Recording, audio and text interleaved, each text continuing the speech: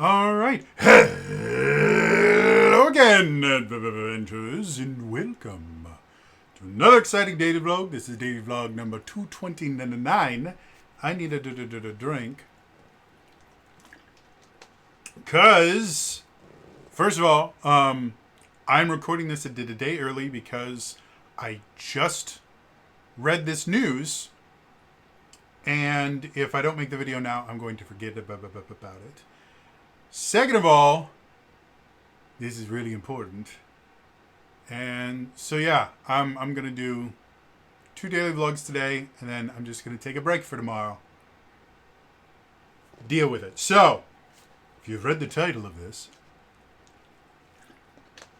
By the way, it is so freaking dry in my basement right now.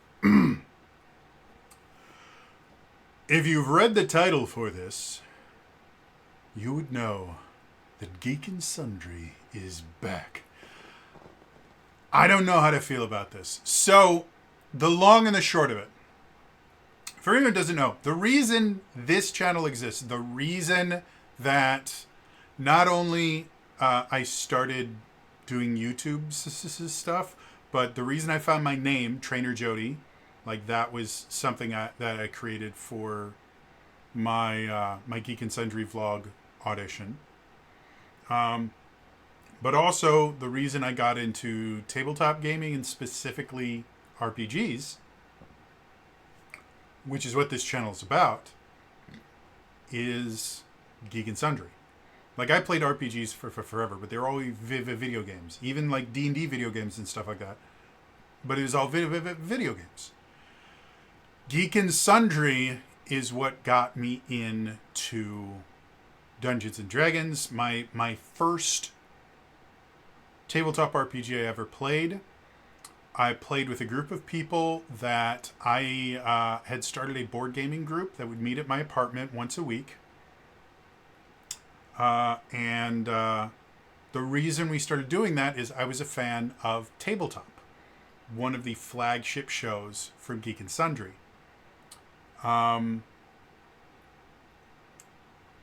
And so after we've been playing that for a while, the final episode of the first season of Tabletop was actually a 2-part episode. And in it, they played the Dragon Age RPG, DM'd by, I think it's Chris Parmas, the guy that actually made the system. And I was blown away by how interesting and cool it was. And I had been watching Acquisitions Incorporated for a little while at that point. But Dragon Age RPG had a free quick start rule set. And so I got it, I printed it off, and I asked my players, hey, would you guys mind if we tried something a little different? I'd like to run a one-shot. And they got really excited. They played it. They thought it was the coolest thing ever. And I said, hey, would you guys mind if we stopped doing board games once a week and we started a D&D campaign, which 4th edition was the big thing at that point. So, yeah, Geek and Sundry is why everything you see here is here. Most of the people that I know I met through Geek and Sundry. Elias, one of my players on Tears of the Realms, and the guy that actually approached me to run a game for Zelda Universe. We both met on a live stream during the Geek and Sundry vlogs, where a bunch of vlogger candidates got together to kind of promote each other. So I met him there. Ilea used to be a mod for Geek and Sundry. She's also another one of my players there. Kiri Callaghan had her own Geek and Sundry vlog. And then Lex I met through Zelda Universe, whom I wouldn't have gotten involved if were it not for Elias. Yeah, most of the people I know now that I still keep into the touch with, I met through Geek and Sundry in some way, shape, or form. I've said many times before, one of the reasons that Critical Role is as successful as it was is because Geek and Sundry, not the Twitch channel. The Twitch channel in and of itself, they gave Critical Role a platform. But if Critical Role had done anywhere else, they still would have been good. The thing that Geek and Sundry did was they cultivated a really supportive fan base through the Geek and Sundry Vlogs channel, through Geek and Sundry itself, through everything that Team Human did, and then introduced the Critical Role cast to the Geek and Sundry fan base. And then Critical Role cultivated the Critters fan base into an extremely supportive, wonderful group. And then they became huge and became virulent and oppressive and crazy. But for a while, it was the nicest place on the internet. I used to say the Geek and Sundry forums were the nicest place on the internet because they were. And I was very sad when the Geek and Sundry forums died. Well, fast forward a few years. Geek and Sundry started as a YouTube channel, turned into a Twitch channel. When the Twitch channel got big, the YouTube channel was effectively abandoned. The Geek and Sundry Vlogs channel was abandoned before the Twitch channel launched. And it was abandoned specifically so they could launch the Twitch channel. The Geek and Sundry website used to also have articles. My friend Ilea used to actually write for them. Doesn't anymore. Up until fairly recently, if you went to geekandsundry.com, it directed you to Nerdist. Nerdist was Chris Hardwick's brand that was purchased at the same time that Geek and Sundry was purchased by Legendary, or I think it was purchased a little bit before Geek and Sundry. But because, for whatever reason, they decided the Nerdist brand was stronger or whatever, everything Geek and Sundry got folded into Nerdist, to where the Geek and Sundry website used to redirect back to Nerdist. The Geek and Sundry Twitch channel didn't do anything. Everything became Nerdist. Until earlier today, the Geek and Sundry Twitter account, which up until this point has done nothing but retweet Nerdist articles. Like that, the entire purpose of Geek and Sundry up until this point, after Critical Role left Geek and Sundry and the Alpha debacle fizzled out and everything, the Geek and Sundry Twitch channel just went dormant, and Geek and Sundry in and of itself just died. And up until this point, everything Geek and Sundry has been basically a marketing arm of Nerdist. Until earlier today, they announced, or I guess it was yesterday, because it was the 13th. So technically yesterday at 10 a.m., they announced Sagas of Sundry Goblin Mode. For anyone who's unfamiliar, Sagas of Sundry was a 2-season live play RPG that was extremely popular. The biggest problem with Sagas of Sundry is it was an alpha exclusive thing, so it never got the recognition that it could have gotten had it not been limited to an extremely predatory, dumb business decision. But it was a horror-themed TTRPG. It was run by, can't remember his name now. He helps run Darrington Press now. Ivan Van Norman, there's his name. It was run by Ivan Van Norman. And everyone that watched it said it was absolutely amazing. If you're into horror tabletop RPGs, you'll probably love it. They use a system called Dread, which involves a Jenga tower. It's nonsense. But everything about it is really interesting. I believe it was the first non-Critical Role thing from the Twitch channel that really started having a life of its own. And it actually started as part of International Tabletop Day. It was a one-shot that went really, really well. And then the greedy execs at Legendary Digital went, "Ooh, if we can do this, we can use this to make us all of the monies!" And then put it behind Alpha.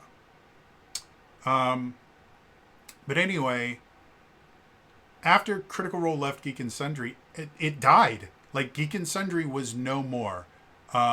It had a Twitter account that was just an advertising arm for Nerdist. The website didn't exist anymore. All the articles that used to be there just vanished in a puff of smoke. All of the community that was built around Geek and Sundry was just destroyed by corporate greed. And apparently, it's coming back. Now, it's still owned by Legendary. So the people that murdered it before are trying to resurrect it. So theoretically, this could be Alpha 2.0. This could just be, hey, we think we found a new way so that we can wring all the money out of everyone. Or they finally got their heads out of their asses and they're allowing something wonderful to come back. And that's what I want to happen. I am not sold on it actually happening. Right now, it looks to be published or something produced by Legendary and Realm Media, which its Twitter bio says, part podcast studio, part magical refuge. Follow us for possibilities. And then listen to #BusinessDad now. No idea what that is. But looking through, it looks like they have quite a few different podcasts. Things like, let's check this out. Orphan Black, The Next Chapter. Their groundbreaking, all clones must face consequences. Starting the official continuation of the hit TV series Orphan Black. Yeah, it's apparently a podcast. So I'm assuming Realm just creates podcasts with actual money. Because some of the stuff on here looks good. Like I said, Orphan Black. First of all, I loved Orphan Black. Orphan Black was amazing. I have not seen the sequel series yet, but Orphan Black in and of itself was amazing, and I loved it.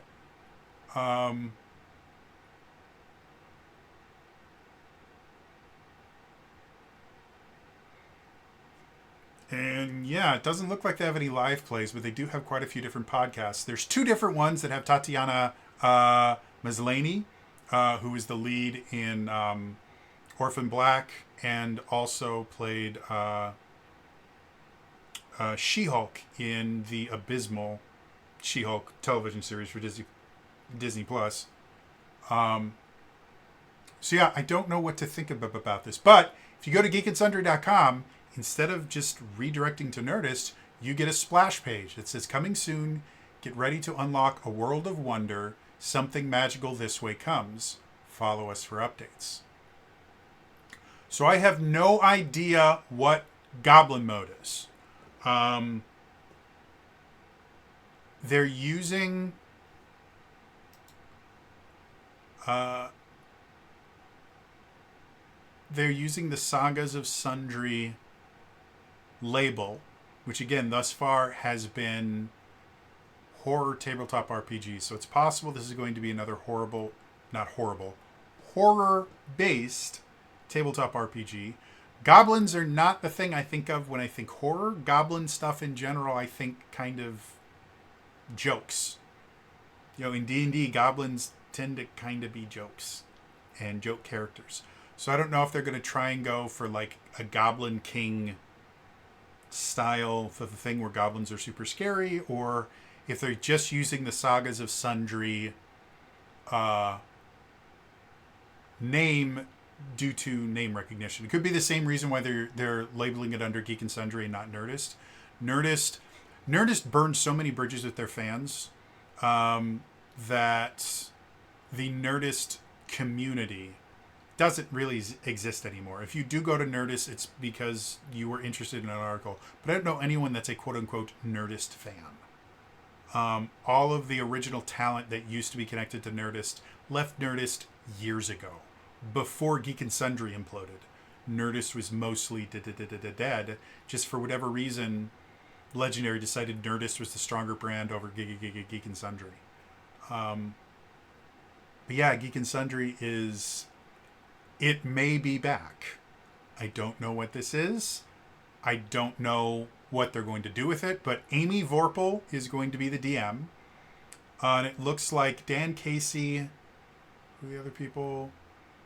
I think it's Danielle Radford if I have to guess, because her Twitter name is Nonsense. And then Jason Guyen are the players, as far as I can tell. So it's going to be a 3-person TTRPG live play, as far as I can tell. That's going to be both a podcast and video, the thing, as far as I can tell. Again, there's almost no information about this. And it's specifically being labeled as Geek and Sundry. There we go. Geek and Sundry and Realm present. So they don't even list they don't even list Legendary as part of this. This is a collaboration between Geek and Sundry and Realm. Which, again, as far as I can tell, Realm seems to make really high-quality podcasts. I have no idea if they're any good, but the fact that they went and got Tatiana Maslany, she has a beautiful name. Please don't get me wrong, but for whatever reason, my brain doesn't like to say it. She's a great actress, too. Like, she's a brilliant actress.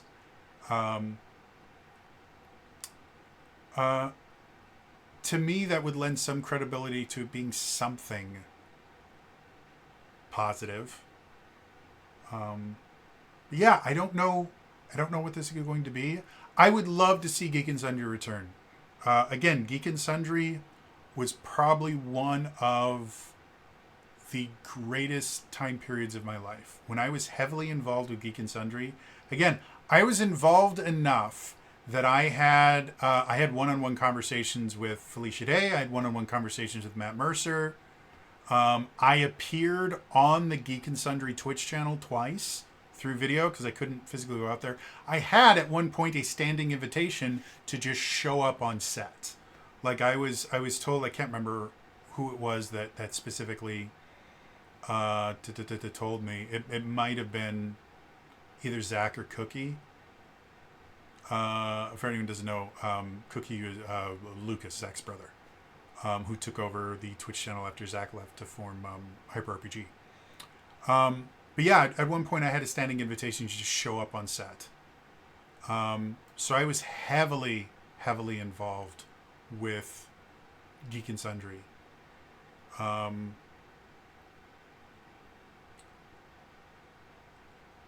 It was one of the happiest times of my little life. So many amazing things happened because of it. And then when Geek and Sundry was murdered, to be perfectly honest, it really upset me because Felicia Day and Kim Evie and the other person that made it that I can't remember, Sherry Bryant, they made something amazing and wonderful. And then people saw how much money it could make and decided that making money was more important than making something wonderful. And then they destroyed everything. Had greed not ruined Geek and Sundry, I dare say Dropout probably wouldn't exist, because they probably would have been able to partner with Geek and Sundry in some way and create something that way. I think Geek and Sundry probably could have made their own Dropout-like streaming service if they hadn't done Alpha. If they had just worked on creating something wonderful instead of finding a way to wring as much money as possible out of people, they probably would be today what Dropout is. And probably would have been probably about 3 or 4 years ahead of Dropout in Dimension 20. Critical Role probably would still be associated with Geek and Sundry in some way, shape, or form. Though I sincerely doubt they would have, even if Geek and Sundry was the exact same thing that it was when they first started. I sincerely doubt Critical Role would have stayed exclusive to Geek and Sundry. They're, for lack of a better term, they're too smart for that. Like, breaking away from Geek and Sundry was incredibly smart. Creating Derrickton Press was incredibly smart. Most of the business decisions that Critical Role has made as a company have been really smart business decisions. They've made some mistakes, don't get me wrong. I've made videos about some of the mistakes they've made. But for the most part, despite the fact that I don't think any of them actually have like business degrees or really any experience running their own businesses aside from, being voice actors, and that is running your own business. They've made a lot of really, really good business decisions. A lot more than could be attributed to just luck. Like, they know what they're doing. But anyway, I wanted to put this out there because, again, it is a huge, huge reason this channel exists. And if this really is a return to form for Geek and Sundry, if Geek and Sundry really is coming back, this would be a game changer for the internet. Like, this is not hyperbole. If the old Geek and Sundry were to come back, and before you take that out of context, I do not mean that Will Wheaton and Felicia Day and all of them would come back to Geek and Sundry. Geek and Sundry burned those bridges, or Legendary burned those bridges and burned them effectively. There is no ash, there is no foundation, there's nothing. Those are gone. I sincerely doubt Felicia Day will ever touch Geek and Sundry in any way, shape, or form ever again, because they screwed her over so tremendously bad. And Will Wheaton had to sue them for how badly they screwed him over. So those guys are never coming back. However, the people that made the Geek and Sundry Twitch channel, as amazing as it was, I think have the possibility of coming back. Like, Iffy was a host. I don't think Erica Ishii's coming back, because Erica is her her career is going in a completely different direction. She's a voice actress now. She's not just a voice actress. She's becoming a big name voice actress. Like, she keeps getting cast over and over again in bigger and bigger and bigger things. I think she's in Veilguard, the new Dragon Age game. That's a really, really big deal. Matt Mercer is not in Dragon Age Veilguard, okay? Like, that's a really, really big deal. And she's done voice acting work for Destiny, or Destiny 2 specifically, and just keeps getting bigger and bigger roles. So I sincerely doubt Erica Ishii would ever come back. But Becca Scott, definitely, she still does hosting types of stuff. Jessica Marizan might still be doing the things. What's her name? Amy Dallin. Now that she's no longer with D&D Beyond, theoretically might be able to come back. And Amy Dallin was a huge, huge part of the Twitch channel. I'm trying to remember her friend's name from Future Girl. I can't remember. Anyway, I think a lot of the old hosts could come back. Amy Vorpal, near the end of Geek and Sundry, Amy Vorpal started getting involved, I think for the most part because Amy Vorpal was becoming bigger and bigger in just the tabletop RPG space. And so she got involved, I think mostly as a DM or as a GM for a bunch of different games. I could see Ivan Van Norman, as much as I think his duties at Darrington are extremely that's, I don't know exactly what he does there. I will guarantee it's a full-time and a half job. Like, it's whatever he's doing over there, he's doing right.